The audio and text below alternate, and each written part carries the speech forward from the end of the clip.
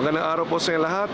Ito po nilingkod Mayor Francis Zamora at nandito po tayo ngayon sa NAIA Terminal 2 at tayo po ay babiyahe papunta po ng Iloilo City sa Iloilo Province sapagkat tayo po ay pakikisa sa Dinagyang Festival at Kasabihan Festival at tayo rin po ay pipirma ng mga kasunduan bilang magkakapatid. Ito po ay mga scissor agreements sa ating pipirmahan, kaya ako po excited na dumalaw po sa lungsod at lalawigan ng Iloilo.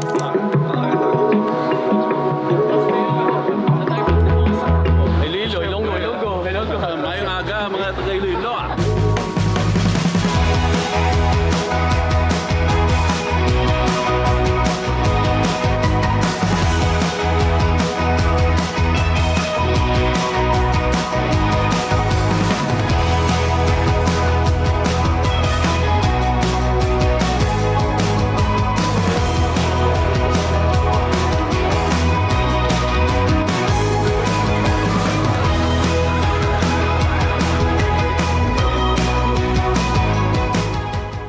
We're happy to be a sister LGU of the city of San Juan.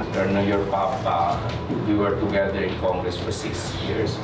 Marami po tayong maaaring ibahagi sa isa't isa, lalong-lalo na pagdating po sa ating best practices. Gusto ko namin matuto sa inyo. Kami po ay maliit na lungsod sa Metro Manila at alam namin marami po kami matututunan sa mga lalawigan gaya po ng Iloilo.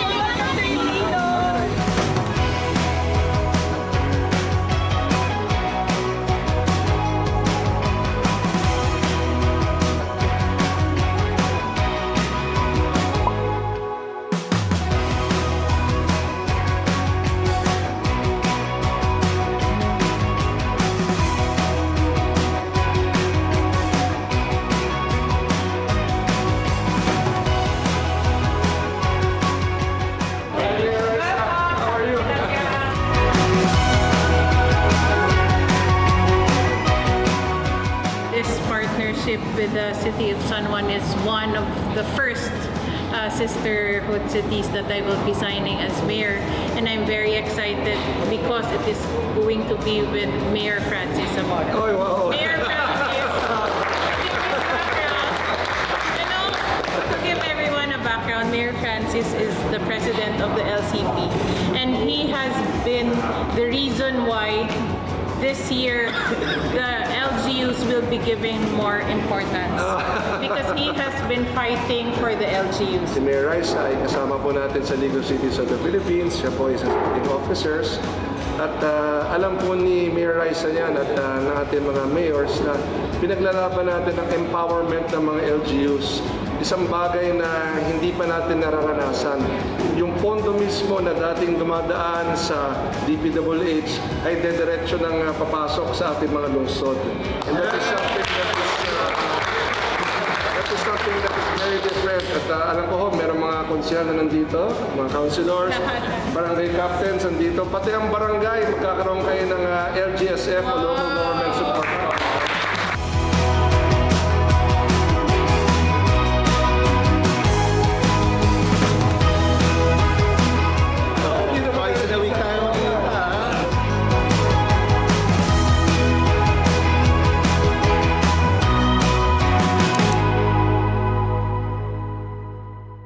Day 2 natin, tayo po'y papunta na sa isang banal na misa at 6 a.m. Katapos po nun ay tayo po'y makikisa sa isang banal na prosesyon at pagkatapos man po nun ay ang Dinagyang Festival Celebration na po natin.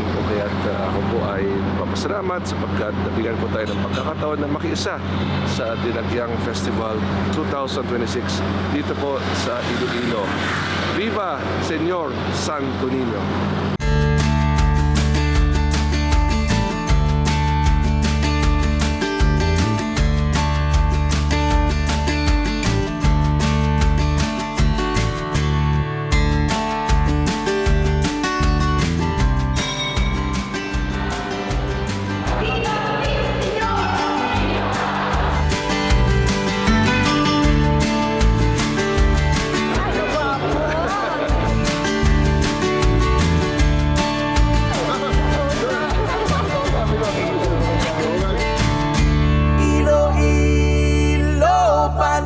ko.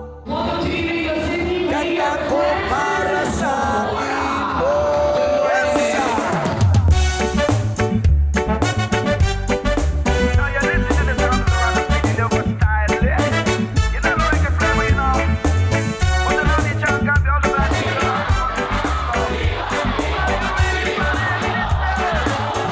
Sa Kalibay, Iloilo, banwa ko.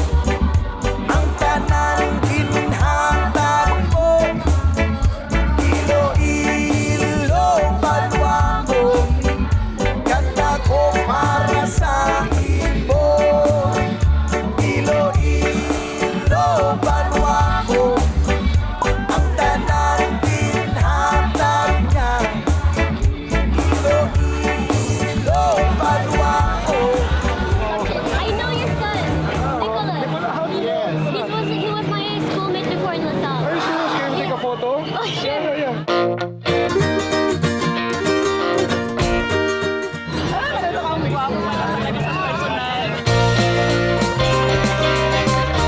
Dito tayo ngayon sa JM Basa, isa po sa mga main roads ng Iloilo City at dito po, nakita nyo, napakaraming tao sapagkat Dinagyang Festival ngayon. Kasama natin, Consel Polar Taddy. Let's go, And of guys. course, ang first gentleman ng Iloilo City, Francis Sunu. Kasama po ni Mayor Raisa Treñas. At ito po, iniikot po niya tayo dito po sa Iloilo City.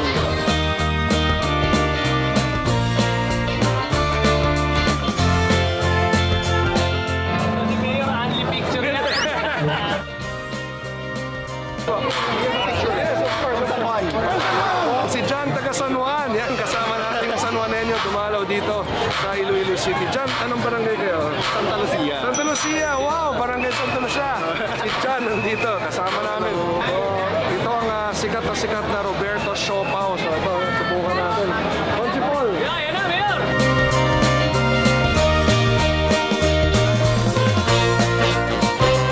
Maraming pwedeng pagpilian, pero sabi nga nila yung Jumbo Siopaw daw talagang dapat subukan. So subukan natin. Ito ang Home of the Queen. So tinanong ko bakit Home of the Queen. Ito, Home of the Queen Siopaw. Nandito po tayo kasama ni Mr. Sorrento Boyac, siya may-ari ng Roberto's. At sir, excited po kami subukan ng inyong siopaw kasi lahat po ng nakausap namin dito, ang sabi sa amin, wag niyong mamimiss out na masubukan ng Roberto siopaw. So kwento lang po, sir, paano nagsimula ang Roberto siopaw? Ang siopaw ito, project ko ng kapatid ko, yung elder brother namin. Gusto niya, mas malaki ang queen sa king. Sir, join us po. Okay, okay. 1, 2, 3. Yeah. Ayun, tinikman na ni Mayor. Pwera sa siopaw, sikat na sikatan yung meatballs. Sauce siya, yan may sauce. Subukan natin. 1 each tayo. Okay, Mayor. Cheers tayo. Cheers. Cheers. Cheers. Oh, tingnan mo. Cheers. Sausaw natin.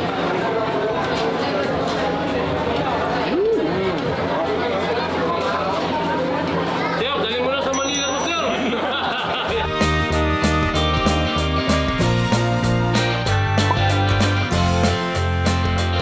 Ako yung height ko parang nalulunod na naman ako.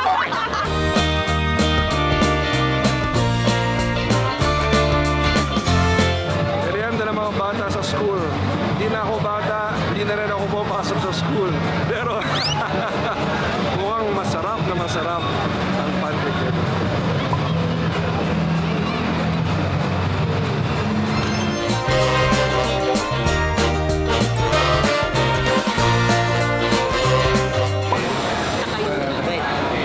Okay, meatballs.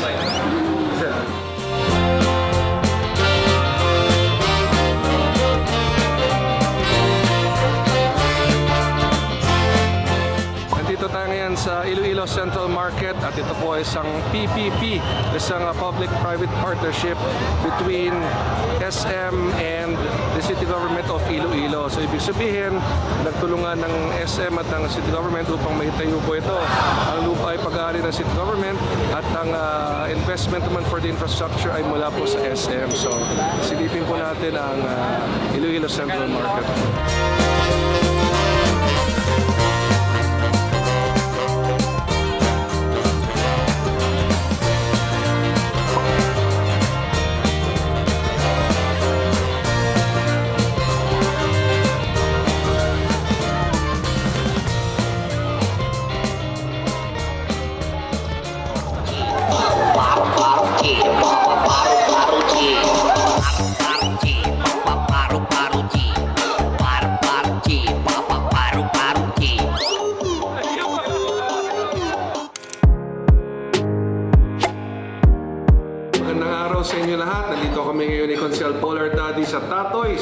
Isa sa mga pinakasikat na kainan dito sa Iloilo City.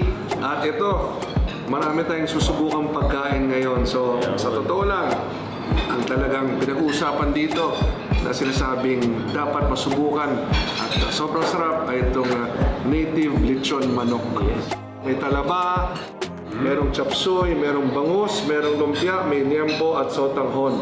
Pero gaya ng sinabi natin, itong native lechon manok ang talagang pinagmamalaki ng Tatoys dito sa Iloilo City at siyempre excited kami subukan nito. So, Konsi Paul, let's go! Ito na. Ito na.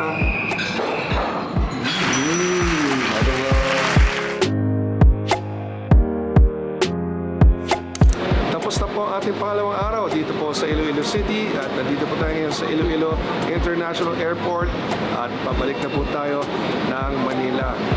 Mission accomplished po tayo sa ating pagdalaw dito po sa Iloilo sapagkat tayo po ay nakapagpirma ng mga kasunduan bilang magkapatid with the Provincial Government of Iloilo and the City Government of Iloilo. So ganap na nating kapatid ang Iloilo Province at ang Iloilo City. Tayo po ay nakiisa rin po sa Kasadyan Festival. Ganun din po sa Banal na Misa kanina umaga. Tayo po ay lubos na nagpapasalamat sa napakainit na pagtanggap po ng mga minamahal nating Ilonggo at sobrang nag-enjoy po tayo sa ating pag-ikot sa Calle Real, sa ating pagsubok ng iba't ibang mga pagkain at talaga pong napakabait po ng mga minamahal nating Ilonggo. So muli, maraming salamat po sa pagpapanood ng ating pagdalaw dito po sa Iloilo City, sa Iloilo Province. See you very, very soon again, Iloilo. Maraming salamat po sa inyo.